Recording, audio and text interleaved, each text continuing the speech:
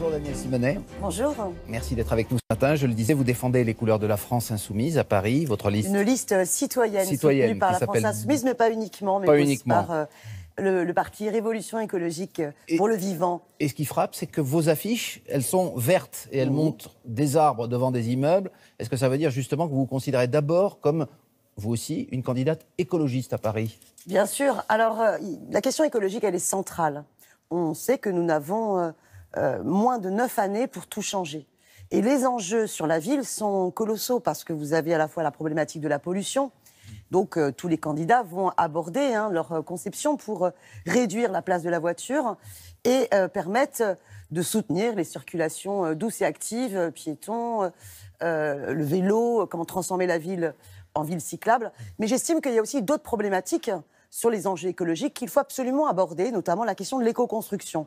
On peut sortir du tout béton et passer à des matériaux, bois, terre crue, paille, qui permettent d'avoir des bâtiments très solides. Vous parlez de la circulation et vous dressez finalement un bilan assez dur de l'action de la maire sortante Anne Hidalgo qui, elle, au contraire, se targue d'avoir réduit la pollution automobile, d'avoir réduit la place de la voiture dans la capitale. Est-ce que là-dessus, au moins, vous lui accordez un satisfecit ? Nous avons tous soutenu la piétonisation, par exemple, des voies sur berge.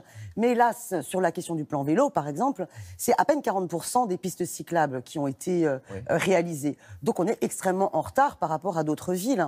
Et vraiment, quand je vous prends, par exemple, une question comme l'éco-construction, si vous passez à des matériaux biosourcés, vous pouvez réduire de 20% nos émissions de gaz à effet de serre. Et vous savez, moi, lundi, j'ai participé à l'action avec Extinction Rebellion.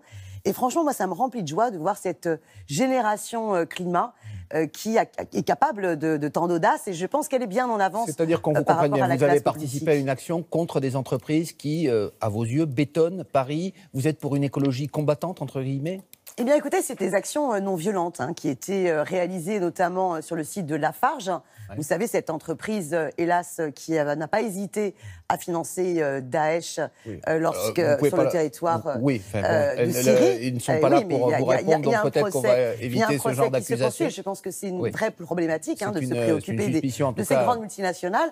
Et ces grandes multinationales, par ailleurs, également polluent. La fabrication du ciment est un vrai problème écologique. On parlait de circulation. Vous, j'ai vu que vous souteniez, vous approuviez la décision de la ville de Montréal de mettre un terme à une expérience de trottinette électrique. Est-ce que vous pensez, par exemple, qu'à Paris, il faut supprimer les trottinettes, concrètement? Écoutez, le free floating, c'est impossible, c'est insupportable. Vous avez n'importe qui peut prendre une trottinette et l'abandonner n'importe où. Et résultat, ça envahit l'espace public. C'est un véritable calvaire pour les personnes qui sont en fauteuil roulant, pour les poussettes, mais pour tout le monde finalement. Donc vous êtes pour l'interdiction. Et il y a un vrai problème écologique également sur ces trottinettes qui ont une durée de vie très restreinte. Et donc oui, il faut interdire ce free floating puisque la régulation qui a été instaurée par la ville de Paris ne fonctionne pas.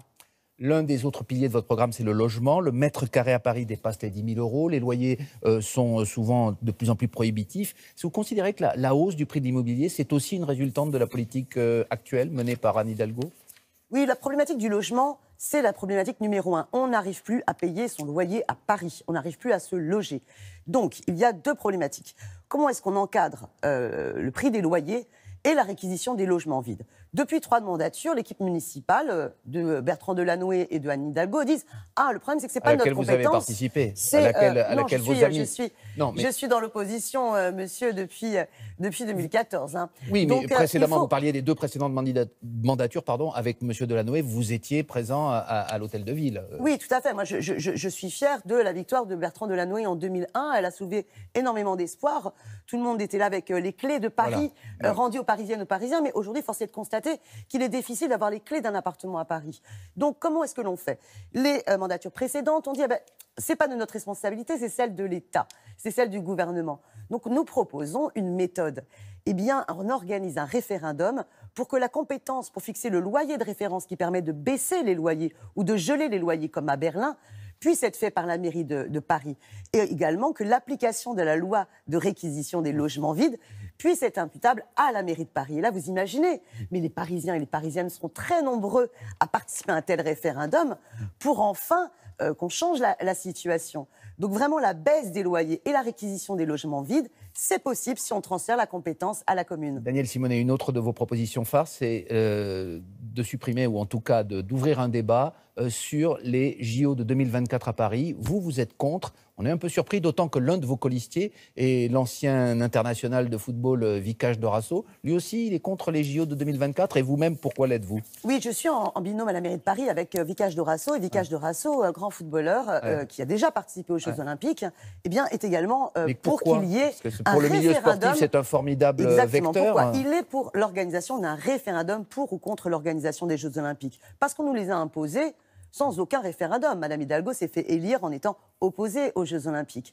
Et vous pensez qu'il y a une majorité de Parisiens qui sont contre aujourd'hui? Je pense qu'on organiserait un référendum à l'échelle francilienne.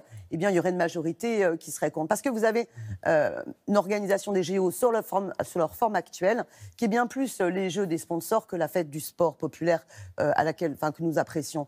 Il y a un impact écologique extrêmement important. Il faut réaliser que les équipements qui sont imposés ne correspondent pas aux besoins de la population.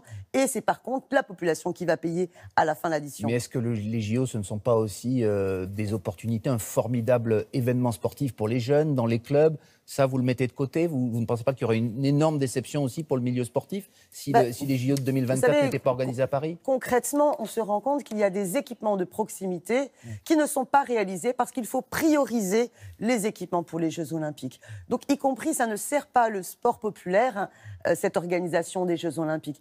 Donc, il faut prioriser. Et je pense que la priorité, c'est de satisfaire les besoins sociaux et environnementaux. Et donc, en matière du sport populaire, il y a bien d'autres politiques à faire, par exemple de garantir des bassins piscines dans l'ensemble des bassins de vie et pas des grandes piscines olympiques.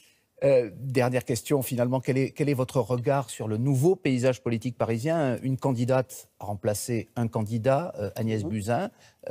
Quel regard vous portez déjà sur elle? Est-ce qu'elle sera plus séduisante, plus efficace, peut-être, électoralement? Quel est, vous, puisque vous participez à cette compétition, comment vous voyez les choses désormais? Écoutez, quand on voit le bilan de Mme Buzyn sur la question des EHPAD, sur la question de l'hôpital public, où elle a aggravé la crise, elle génère une souffrance au travail extrêmement problématique. Ouais. Et quand je vois que ce gouvernement n'a même pas été capable d'accepter la minute de silence pour cette infirmière qui a été tuée sur son lieu de travail, je n'ose pas imaginer ce qu'elle ferait à Paris. Donc je pense que les Parisiennes et les Parisiens ne s'y tromperont pas. Et pourtant, il y a un frémissement dans les sondages depuis qu'on a annoncé sa candidature, en tout cas. Nous sommes tous concernés par la question de la santé. Qu'on réalise bien ce qui est en train de se passer à l'hôpital public et pour nos aînés dans les EHPAD.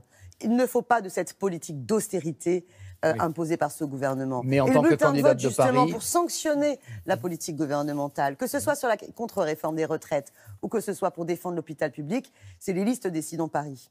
Et donc, si je vous comprends bien, il faudra aussi penser à la politique nationale lorsqu'on votera le 15 mars aux élections municipales. C'est l'intention de la majorité gouvernementale de la République En Marche. Quand ils choisissent une ministre, c'est non seulement parce qu'ils sont tellement englués dans des divisions internes sur Paris qu'ils n'ont pas pu choisir un autre candidat, mais c'est qu'ils veulent nationaliser le scrutin. Donc à ce moment-là, on fera-leur au moins un vote sanction qu'ils méritent. Eh bien, on vous a entendu ce matin. Je précise, puisque vous avez un programme, vous l'avez revendiqué au début de cette émission, plutôt écologique, que vous avez publié un livre qui s'appelle « Les moineaux reviendront ». Mais vous savez que 70% des moineaux ont disparu à Paris. Et donc votre objectif, c'est de les faire revenir. Il faut les faire revenir avec les classes avec votre populaires. politique. Voilà. Donc nous avons vu ce livre à l'antenne.